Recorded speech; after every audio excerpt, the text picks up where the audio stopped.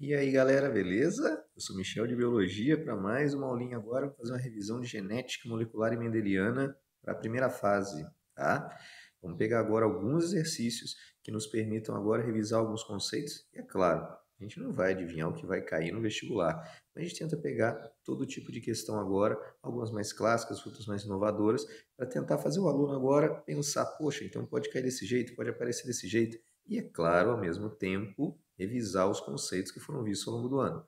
Então, em primeiro lugar, uma questãozinha de genética molecular um pouco diferente. Diz aqui o enunciado agora da questão. Em certa espécie animal, a proporção de nucleotídeos timina na molécula de DNA é igual a T maior do que zero. Então, a proporção de nucleotídeos citosina neste mesmo DNA é igual a quanto? Ora, vamos tentar organizar os dados. A quantidade de nucleotídeos agora numa molécula DNA dupla fita tem a seguinte relação. Toda adenina está ligada a uma timina. E toda citosina está ligada a uma guanina. Então, a quantidade de nucleotídeos adenina tem que ser equivalente à quantidade de nucleotídeos timina. Vamos dar um nome para isso. Vamos chamar esta quantidade de nucleotídeos timina, nucleotídeos adenina também, como ele está usando a letra T aqui, vamos chamar de T minúsculo. E a quantidade de nucleotídeo citosina, que é igual a guanina, eu vou chamar de C minúsculo. Ora, eu tenho nucleotídeos adenina na molécula de DNA, nucleotídeos timina na molécula de DNA, nucleotídeos citosina na molécula de DNA, nucleotídeos guanina na molécula de DNA. Se eu somar tudo isso, eu tenho todos os nucleotídeos de uma molécula de DNA, que eu vou chamar de 100%, ou 1. Substituindo esses valores pelas incógnitas que colocamos, quantidade de adenina eu estou chamando de T, que é igual à quantidade de timina, já que toda adenina está ligada a timina, eu também vou chamar de T. Quantidade de citosina eu estou chamando de C. E a quantidade de guanina também, já que toda guanina está ligada a citosina, também vale C. Tudo isso aqui é igual a 1. Ora, então eu teria 2T, T mais T, 2T, somado a 2C é igual a 1. Colocando 2 aqui em evidência, 2 que multiplica T mais C é igual a 1. Ora, passando aqui para o outro lado, se eu pegar o 2 em evidência e passar para lá, T mais C é igual a 1 sobre 2. Eu quero saber o valor de C, o valor de nucleotídeo citosina. Então, vou isolar o C desse lado. C seria igual a meio menos o valor de T. Ora, eu pedi exatamente isso, o valor de base citosina em relação a de base timina. Então, o valor de base citosina seria meio menos o valor de base timina.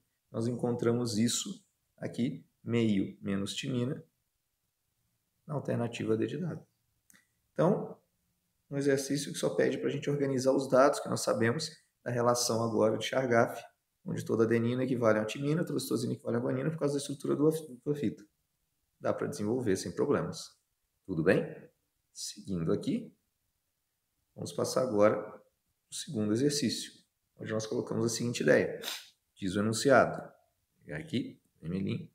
A figura a seguir ilustra fragmentos de um gene presente em 4 espécies identificadas com os números de 1 a 4 entre parênteses. Então, aqui estão as 4 sequências de DNA dessas espécies agora. Ele quer a alternativa correta sobre essas espécies serem mais próximas ou mais distantes. O que nós precisamos ver? O que elas apresentam em comum para falar que elas são mais próximas. Se usarmos o 1 como referência, comparando com a espécie 2, com a sequência de DNA da espécie 2, nós vamos observar agora que existem algumas bases diferentes, como por exemplo, essas duas guaninas aqui. Da espécie 1 para a espécie 3, a gente começa a ver agora outro nível de diferença. Nós observamos agora apenas, aqui, esta guanina de diferença. Resta perfeito, igualzinho. E aqui embaixo, em relação à espécie 4, aqui a gente já vê a diferença de cara, que já tem essa timina de diferença, comparando com a espécie 1, tá? Sempre com a espécie 1. Esta citosina de diferença, aqui esta guanina de diferença, e assim vai. Aqui já tem uma grande quantidade de diferenças. Opa! Então, pensando, quem é que tem que ser mais próximo? Quem tem menor número de diferenças? Opa! As menores diferenças são entre a espécie 1 e a espécie 3. Então, elas seriam mais próximas entre si do que as espécies 3 e 4, que já teriam mais diferenças agora na quantidade, na sequência de nucleotídeos que apresentam. Então, simplesmente comparando, nós chegamos à conclusão que 1 e 3 são mais próximas, porque tem menor número de diferenças entre elas. 1 e 3, então, compartilham mais segmentos em comum, são mais próximas, têm uma origem evolutiva mais próxima, têm uma divergência evolutiva agora há menos tempo do que as outras espécies, pelas maiores diferenças que essas sequências apresentam. É uma questão simples, aparece com frequência e aí precisa de atenção para ficar olhando agora as sequências. É uma questão que alguns diriam até que é chata, mas a gente tem que pensar agora no que pode aparecer no vestibular. Legal? Seguindo aqui, vamos pegar uma questão mais clássica. Vamos pegar grupos sanguíneos. Então diz o enunciado. Em um pequeno município do Piauí, 5 mulheres receberam transfusões de sangue RH positivo anos atrás e agora estão grávidas. Só se dispõe dos seus sangues para outras transfusões. Com os soros anti-A, anti-B, anti-AB e anti-RH, seus sangues mostraram as seguintes reações. E aí, eu quero saber agora qual das alternativas aqui está correta. O que nós temos? As mulheres agora, reação com soro. Então, você joga o anticorpo sobre a amostra do sangue para ver se ocorre ou não reação de aglutinação. Então, mulher 1. O AB aqui é só para enrolar. Você tem que olhar para o A, para o B e para o RH. Então, se você tem agora a mulher, número 1, joguei o A. Na verdade, o soro A ele contém anticorpos anti-A. Quando eu joguei sobre o sangue da mulher 1, houve aglutinação. Quando ocorre aglutinação, é porque os anticorpos do soro encontraram as proteínas das hemácias, os antígenos presentes. Então, ela tem proteína A. Joguei o anti-B, não aconteceu nada. Quer dizer que não tem proteína B. Joguei o anti-RH, houve aglutinação. Então, isso me permite concluir agora que a mulher 1, ela é A positivo, ARH positivo. A mulher 2 não aglutinou com nenhum dos dois soros para o sistema BO. O anti-A não fez nada, o anti-B não fez nada. Ora, então esta mulher não apresenta antígeno em suas hemácias. É O. O anti-RH também não encontrou nada, quer dizer que ela não tem proteína RH. É O negativo. Nós pegamos agora amostra da terceira mulher. Nós temos agora reação de aglutinação com o soro A. Então, tem proteína A. O anti-B não encontrou nada, o anti-RH não fez nada. Então, é do grupo A, porém não tem a proteína RH. É A negativo. Agora, mulher número 4. Joguei o anti-A, não fez nada, não tem proteína A nesse sangue. Joguei o anti-B, o soro contendo agora anticorpo anti-B, houve aglutinação. Quer dizer que ela tem a proteína B. E o anti-RH não fez nada. Então é B negativo. E finalmente, mulher 5, o anti-A reagiu. Quer dizer que tem proteína A. O anti-B também. Quer dizer que também tem a proteína B simultaneamente. Então é AB. Joguei o anti-RH e também aglutinou. Então é AB positivo. Descobrir os tipos sanguíneos agora, podemos avaliar as afirmações. Na letra A, mulher 1 pode doar sangue para a mulher 3? 1, A positivo, pode doar para A negativo? Poder doar A para A, beleza, mas positivo para negativo não pode. Ela tem aglutinogênio A sem risco de doença hemolítica. A mulher 1 recebendo sangue positivo vai desenvolver agora anticorpos anti-RH. E aí, caso ela tenha um filho, ela já vai estar sensibilizada. Então, tem risco de ter doença hemolítica, sim, na mulher 3. Então, a letra A está totalmente errada, está fora, não é essa a nossa resposta. A mulher 2 pode doar para a mulher 4, na letra B. O negativo, não tem nenhum antígeno, é doador universal ideal. Pode doar para todos. Tem aglutinina anti-A com risco de doença hemolítica. Espera aí. Aglutinina anti-A é um anticorpo anti-A. Tá, o anticorpo anti-A estará presente agora, poderá estar presente nos dois. Mas tem risco de doença hemolítica agora do recém-nascido? Não. Quem é RH agora negativo não vai ter risco de ter essa doença hemolítica agora nessa mulher 4 se ela receber. Também está fora. A mulher 4 pode receber sangue da 2. A mulher 4 poderia receber sangue da 2. A gente falou anteriormente, pode. Tem aglutinogênio B, tem proteína B na mulher 4, sim. Com risco de doença hemolítica? Não, não tem esse risco aqui. E a D de dado que sobrou, a mulher 3 pode receber sangue da 1. A mulher 3 pode receber sangue da 1. Pode. A positivo para negativo pensando no A, pode. Tem aglutinina anti-B. Se a mulher 3 agora é A, ela tem aglutinina anti-B, anticorpo anti-B. Sim, com risco de doença hemolítica agora.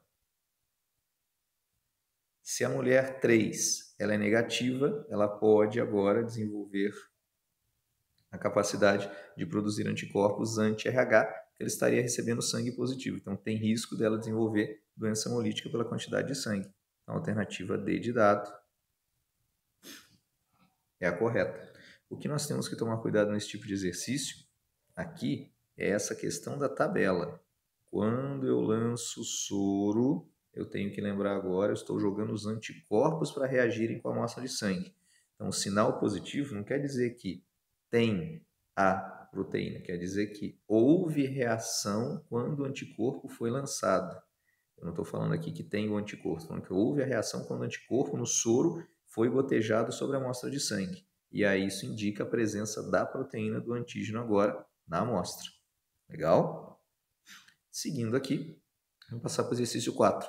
O heredograma abaixo mostra homens afetados por uma doença causada por um gene mutado que está localizado no cromossomo X. Então, nós temos pessoas com a doença marcadas em verde e pessoas sem a doença normais em amarelo. Eu quero agora analisar as afirmações, ver se elas estão corretas. Então, vamos lá. Se é uma doença agora localizada no cromossomo X, minha dúvida é, essa anomalia agora, ela é dominante ou ela é recessiva? Como pais normais estão gerando um filho diferente, eu só posso deduzir agora que essa anomalia é recessiva. Então, por exemplo, o indivíduo número 3, ele é XY. O cromossomo X tem o gene mutado, então ele está falando aqui que é localizado no X. Para os pais não apresentarem, só se isso aqui for recessivo. Então, vamos dizer que aqui é o X azinho, Y. O Y veio do pai. O pai aqui é normal, o único X dele tem o azão. A mãe, XX normal, tem que ter um azão. O azinho tem que ter vindo dela. Então, ela é X-azinho, X-azão, X-azinho, heterozigoto normal portadora, passou o X-azinho para o filho. Indivíduo 3 casou-se com a mulher 4, normal, XX, um azão pelo menos. Observem aqui que nasceram homens normais, o 7, X-azão Y, o 8, também agora, aqui dentro, X-azão Y, e 9, mulher normal, um X-azão pelo menos, o outro X, a gente não sabe. Provavelmente agora, o que aconteceu? O X-azão veio da mãe, o pai número 3 passou X-azinho para cá, porque é o único X que ele tem. Tem que vir um X da mãe e um X do pai. Então, a mulher número 4 você não tem certeza, mas a mulher número 9 você sabe que o X-azão veio da mãe, porque é o normal, e o único X que o pai tem é o X-azinho. Como ela não manifestou, ela deve ser heterozigota. Aí nós temos aqui, indivíduo número 5, normal, X-azão Y. Mulher número 6, XX, normal, com azão pelo menos. Tiveram filho número 12, afetado, XAzinho, Y. O Y veio do pai, XAzinho tem que ter vindo da mãe. Então, a mãe com certeza aqui é normal portadora.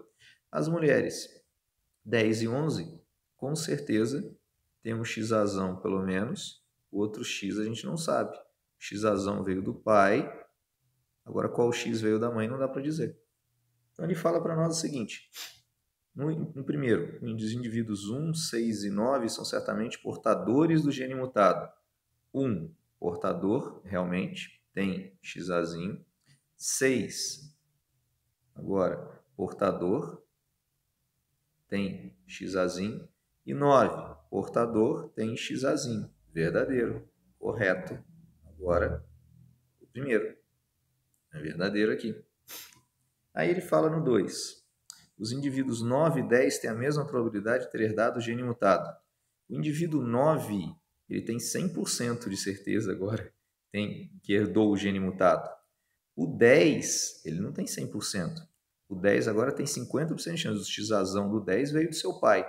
Ou vem o XAzão da mãe, ou vem o XAzinho da mãe. Então, ele tem 50% de chance. Então, é falso, não tem a mesma probabilidade. E os casais 3 e 4 e 5 e 6 têm a mesma probabilidade de ter criança afetada pela doença. Casal 3 e 4. Você tem que considerar agora, para ter uma criança afetada pela doença, tem que considerar como é que é a mulher agora, número 4. Se ela é normal portadora ou se ela é normal agora homozigota. E o casal 5 e 6 tem agora 50% de chance que seus filhos apresentem, porque aí vem XAzinho da mãe e Y do pai, e não tem chance de ter menina afetada. Então, seria 1/4 de crianças agora afetadas. No caso do outro casal, você não tem certeza, você teria que calcular a probabilidade da mãe número 4 apresentar o gene. E aí precisa do fator populacional, ou seja, essa probabilidade vai cair. Então, não é a mesma probabilidade. Então, também é falso. Então, apenas o primeiro seria verdadeiro. Nós ficamos aqui com a alternativa A. Eu posso determinar agora a probabilidade com certeza de 3 e 4 terem uma criança, porque eu não tenho todos os dados agora da mãe. Então, você não pode afirmar que é a mesma probabilidade do casal 5 e 6, onde você conhece todos os genes. Tudo bem? Tranquilinho? Aí, seguindo aqui, vamos pegar uma questão de genética molecular. Nós damos agora uma molécula de DNA. Então, o desenho abaixo esquematiza uma molécula de DNA em relação a qual se pode afirmar 5 itens. E eu quero saber agora quais desses itens estão corretos. Então, vamos lá. Molécula de DNA dupla fita é constituída por 2 cadeias complementares. Adenina liga com timina, citosina com guanina. Sim. E antiparalelas. Uma tem orientação 5 linha, 3 linha. A outra tem que estar de cabeça para baixo invertida pela polaridade, 3 linhas, 5 linhas. Perfeito. De nucleotídeos ligados por pontos de hidrogênio. Na verdade, o termo correto é ligação de hidrogênio, mas tudo bem. Verdadeiro. Consideramos correto. Para funcionar como gene, apresenta 2 propriedades. A replicação, através da enzima DNA polimerase, permite que a informação seja copiada para ser passada para as células filhas, e a transcrição, por meio da enzima RNA polimerase. Assim, a informação do DNA do núcleo é usada como molde para fazer um RNA. Esse RNA vai ao citoplasma coordenar a síntese proteica, tanto o mensageiro, quanto o transportador, quanto o ribossome. Verdadeiro. Isso explica como as características são manifestadas, como os fenótipos são determinados. É encontrada apenas no interior do núcleo, fazendo parte da estrutura dos cromossomos? Não. Você tem DNA no interior das mitocôndrias, você tem DNA no interior dos cloroplastos. DNA não é encontrado exclusivamente no núcleo, é encontrado principalmente, preferencialmente no núcleo. Mas existe DNA extranuclear. Essa daqui está errada. Essa é falsa. Determina a estrutura primária das proteínas através da sequência das bases nitrogenadas. As bases nitrogenadas da fita usada como molde para o RNA mensageiro, AT, CG, TT, ACTT. Cada 3 nucleotídeos do DNA formam um códon, um código, uma trinca, que vai determinar agora um códon do RNA mensageiro, que se liga ao anticódon do RNA transportador e determina o aminoácido da minha proteína. Isso determinará, então, a sequência dos aminoácidos na proteína, que eu chamo de sequência primária ou estrutura primária. Verdadeiro, correto. Se apresentar 20% de nucleotídeos com adenina, certamente terá 20% de nucleotídeos com guanina? Vamos ver. Fazendo aquele cálculo, toda adenina está ligada à timina. Se eu tenho 20% de adenina como ele teve agora, como ele determina, automaticamente eu tenho 20% de timina. Ora, total de bases do DNA é 100%. Se eu subtrair adenina mais timina, o que me sobra é citosina mais guanina. Adenina é 20, timina é 20, 20 mais 20, 40. Do total, tiro 40% que eu conheço, sobra 60% de C mais G. Como toda citosina está ligada a uma guanina, eu tenho que pegar esse valor e dividir irmanamente, igualmente. Então, eu devo ter 30% de citosina e 30% de guanina. Ué, então ele falou, se eu tenho 20% de adenina, eu terei 20% de guanina? Não, eu terei 30%. Então, é falso esse daqui. Então, 1, 2 e 4 são verdadeiros. Ficamos, então, com a alternativa C como resposta nesse exercício. Tudo bem? E aí, para a gente finalizar, mais um exercício de DNA agora, molecular, genética molecular, onde ele fala: considere a sequência de bases da fita não molde do DNA de um organismo procarioto. 5 linha, AAT, CCG, ACG, GGA, 3 linha. Quais seriam as sequências de base da fita complementar do DNA que serve de molde para transcrição e da fita simples de RNA mensageiro transcrito? Espera aí. O que nós temos aqui? A fita de DNA agora não molde, então é a fita complementar, seria agora, aqui, 5 linha, AAT, CCG, ACG, GGA, 3 linha. A fita complementar, antiparalela, tem que ser 3 linha. Adenina com timina, timina com adenina, citosina com guanina, citosina com guanina, guanina com citosina, adenina com timina, citosina com guanina, guanina com citosina, guanina com citosina, guanina com citosina, adenina com timina, 5 linha. Esse seria o DNA molde agora, a fita ativa, a fita transcricional. E ele quer saber qual seria agora o RNA mensageiro transcrito. Então, fazendo a transcrição, usando este DNA como molde, para fazer agora o RNA mensageiro, o que eu teria? 3 linhas, então 5 linhas, porque outra fita agora tem que ser complementar. Timina agora com adenina, timina com adenina, adenina com uracila, porque o RNA tem uracila ao invés de timina, citosina, citosina, guanina, adenina, citosina, guanina, guanina, guanina e adenina, 3 linhas. Então, a gente teria agora a fita de RNA. Uma maneira de fazer isso aqui, para não confundir, porque como é muita letra, que você erra uma, você dança, é dividir em códigos, né? Dividir em trincas. Então, se você visualiza de 3 em 3, fica mais fácil comparar. Então, você teria AAT, TTA, CCG, GGC, ACG, TGC, GGA, CCT. E aí também, para o RNA mensageiro, fica mais fácil observar de 3 em 3. Tá? Então, das alternativas, fita molde tem que ter TTA começando. A letra B de bola está fora, porque começa com uracila. A letra C está fora, porque começa com AT. A fita molde tem que ser começando com TTA. Sobrou a letra A e a letra D de dado. TTA, GGC, TGC, CCT. Tanto a fita molde da letra A quanto a letra D de dado são idênticas. Mas quando você olha para o RNA mensageiro, na letra A tem timina. Espera aí, RNA mensageiro, RNA não tem timina, tem uracila. Então a letra A está fora. Sobrou, por exclusão, a alternativa D de dado, que tem a sequência correta.